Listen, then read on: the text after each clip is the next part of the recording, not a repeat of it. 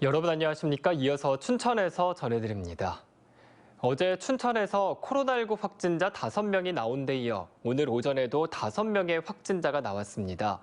5명의 확진자 중 1명은 춘천 401번 확진자의 접촉자로 자가격리 중에 양성 판정을 받았고 나머지 4명의 감염 경로는 아직 조사 중입니다.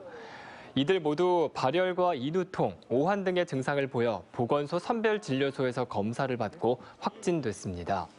춘천시는 역학조사를 통해 이들의 감염 경로를 조사하고 있습니다. 강원도교육청은 어제 코로나19 확진자가 나온 춘천 모 중학교 376명에 대한 전수검사 결과 모두 음성 판정이 나왔다고 밝혔습니다. 이에 따라 내일부터는 정상 수업을 할 예정입니다. 어제까지 학생 9명, 교사와 방역인력 등 11명이 집단 감염된 춘천 모 초등학교는 학교와 학원 등 전수검사에서 더 이상의 추가 감염자는 나오지 않고 있지만 만약에 대비해 7월 5일까지 원격 수업을 이어가기로 했습니다.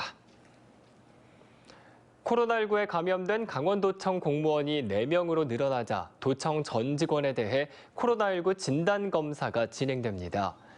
강원도는 그제부터 어제까지 4명의 소속 공무원들이 확진 판정을 받자 근무 부서가 있던 도청 별관 2층과 3층을 폐쇄했습니다. 이어 어제부터 내일까지 도청 공무원 2,000명 전원에 대해 코로나19 진단검사를 진행합니다. 주식 투자 영향 등으로 가계대출이 한 달 새 2천억 원이 넘게 증가했습니다.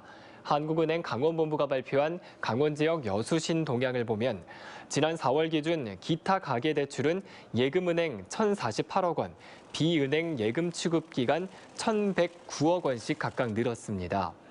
한국은행은 기타 가계대출 증가세는 지난 4월 SKIE 테크놀로지의 공모주 청약으로 인한 관련 자금 수요 영향 등이 원인이라고 설명했습니다. 춘천시가 시민 안전 등을 위해 옛 캠프페이지 부지의 출입을 통제합니다. 춘천시는 캠프페이지 지반이 약해 사면이 붕괴될 위험이 있고 문화재 발굴을 위해 곳곳에 파놓은 구덩이가 있다며 사고를 막기 위해 문화재 발굴 조사가 끝날 때까지 캠프페이지를 출입할 수 없다고 밝혔습니다. 다만 옛 캠프페이지 부지에 운영 중인 봄내체육관과 육아종합지원센터, 장애인 스포츠센터의 출입은 통제하지 않습니다. 군장병 대다수를 차지하는 30세 미만 장병의 1차 백신 접종률이 80%를 넘어선 가운데 백신 접종을 완료한 군장병에게 군부대 면회가 전면 허용됩니다. 국방부는 군장병이나 면회자 중 한쪽이 2차까지 백신 접종을 완료한 경우 면회를 허용한다고 밝혔습니다. 또 예방접종 군장병을 대상으로 코로나19 진단검사가 음성이 나오고 증상이 없을 경우 휴가 복귀 시 2주간의 격리를 면제하기로 했습니다. 1년 4개월 만에 군부대 면회가 허용되고 다음 달부터 군대 거리두기도 완화될 예정이어서 접경 지역의 상경기가 활성화가 기대되고 있습니다.